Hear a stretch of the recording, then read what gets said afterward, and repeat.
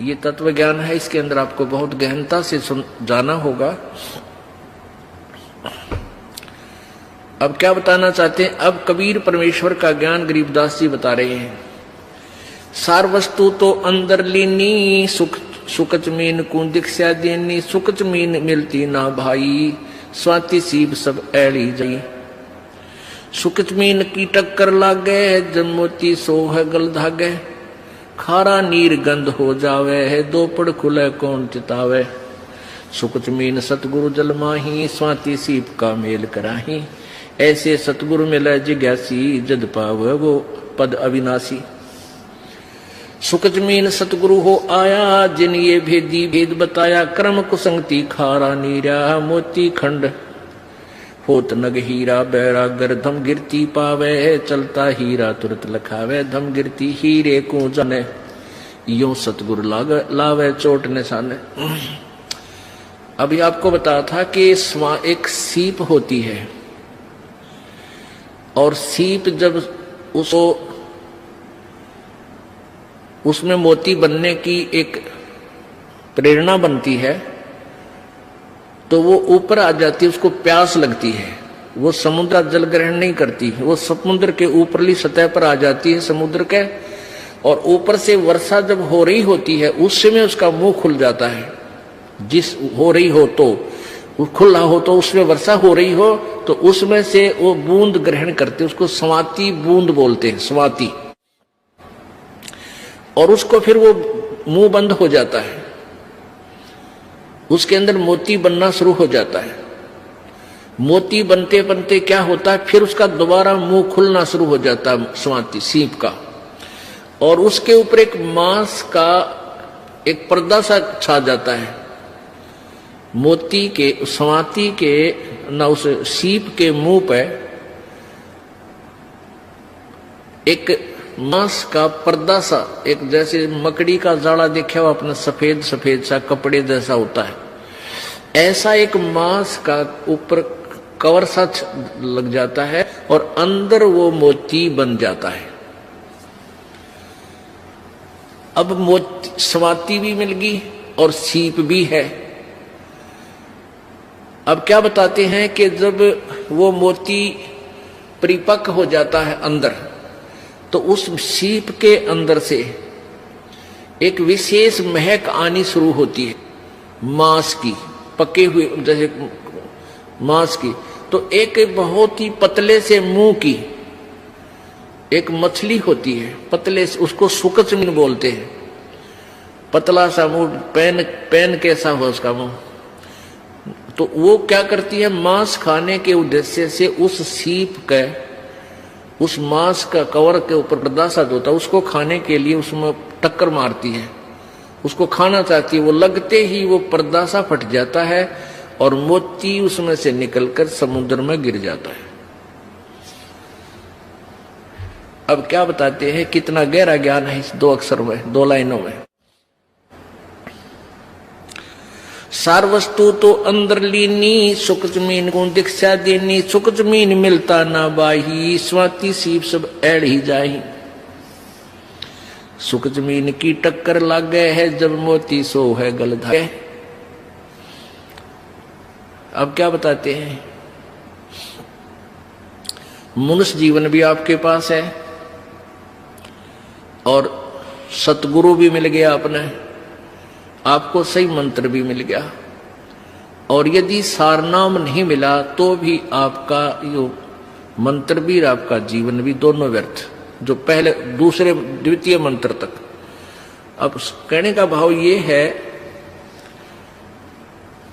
कि जैसे वह मोती सीप तो समझो शरीर है, और स्वाति समझो मंत्र आपको मिल गया सतनाम, और मोती बन गया। और सुख जमीन मिलता ना भाई, स्वाति सीप सब ऐड़ ही जाए। सार नाम आपको नहीं मिला है, और आखिरी सांस तक आपकी इसके अंदर श्रद्धा, पूरे गुरु जी में श्रद्धा, यानी आखिरी सांस तक इसकी जाप नहीं किया। यहां एक उदाहरण दिया है कि यदि ये सार नाम आपको नहीं मिलता तो तुम्हारा ये सतनाम तक की कमाई भी और आपका ये जीवन भी व्यर्थ जाता। व्यर्थ का तात्पर्य ये, क्योंकि यहां एक विशेष ध्यान से सुनने वाली बातें हैं, घबराना नहीं।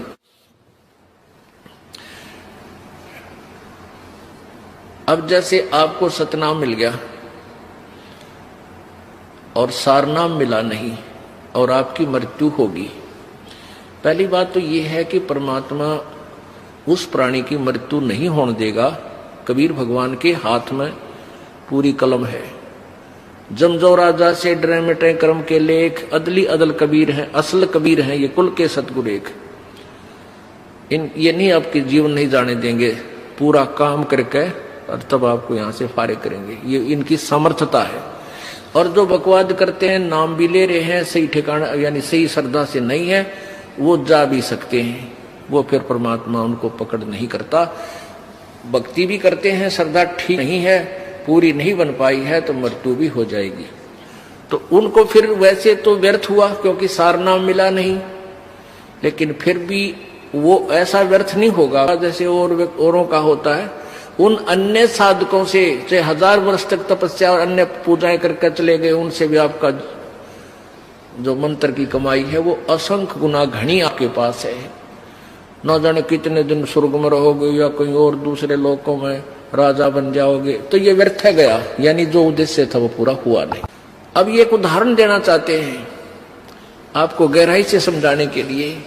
जिनको ये तीनों नाम प्राप्त है वो प्राणी के लिए ये चैप्टर आज चल रहा है। सुकच मीन मिलता ना भाई, स्वाति सीब सब ऐल ही जाई। सुकच मीन की टक्कर लागे, सुकच मीन मिलता ना भाई, स्वाति सीब सब ऐड ही जाई। सुकच मीन की टक्कर लागे है, जब मोती सो है गल दागे। अब सुकच मीन ने उस सीप के उस मांस के टुकड़े को खाने के उद्देश्य से टक्कर मारी, वो खड़क दे ही मोती नीचे निकल गया। तब वो मोती निकाला गया गोताखोरों के द्वारा और फिर उस मोती की कीमत हुई, फिर वो सीने पर आकर सुशोभित हुआ। परमात्मा हमें बताना चाहते हैं कि पूरी साधना पूर्ण सम से प्राप्त करके ही आप परमात्मा के दरबार में सुशोभित हो पाओगे, अर्थात पूर्ण मोक्ष प्राप्त करोगे। फिर आगे क्या बताते हैं, पूरे गुरु के बिना ये काम नहीं बनता। सुकच मीन सतगुरु हो आए, जिन ये भेदी भेद बताया। कर्म कुसंगति खारा नीरा, मोती खंड होत नग हीरा। बैरा गर्दम गिरती पावे, चलता हीरा तुरत लखावे। दम गिरती हीरे को जाने, न्यो सतगुरु लावे चोट निशाने। अब ये हीरा जो होता है ना, एक हीरा ये पत्थर में बन जाता है, पत्थर में होता है, पहाड़ में। और इसकी इतनी ताकत होती है इसमें, ये कुछ ऐसी गर्मी पाकर के वहां पहाड़ की, और ये पत्थर को फोड़ता उसके अंदर से चल चल चल करता हुआ चल पड़ता है, जिधर भी इसकी दिशा बन जाती है। तो पहले राजा लोगों के पास एक धमगिरती होते थे। धमगिरती वो क्या होती, उनके अंदर एक ऐसी कॉमन सेंस होती है, ऐसी उनकी सुरती लगती थी। वो ध्यान से यानी अपनी ऐसी सुरती को पत्थर से पहाड़ पर तचा देते थे कि वो हर उस पत्थर की उस हीरे की दिशा को बता देते थे कि ये इधर को चल रहा है।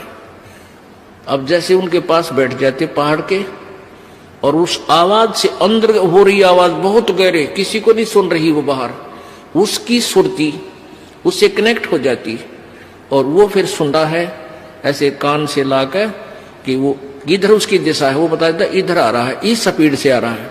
तो आगे जाके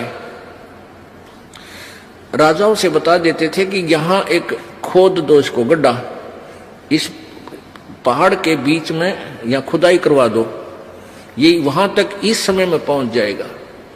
तो वहां जाकर के आगे उसको पत्थर को कटवा देते थे राजा लोग मजदूरों से फटाफट, और वो हीरा आता और उसके अंदर से आके, क्योंकि आगे रास्ता उसको मिलता नहीं, गड्ढे में खड़क दे ही निकल जाता, वो हीरा फिर राजा लोग प्राप्त कर लेते थे। तो क्या बताते हैं, बैरागर धम गिरती पावे चलता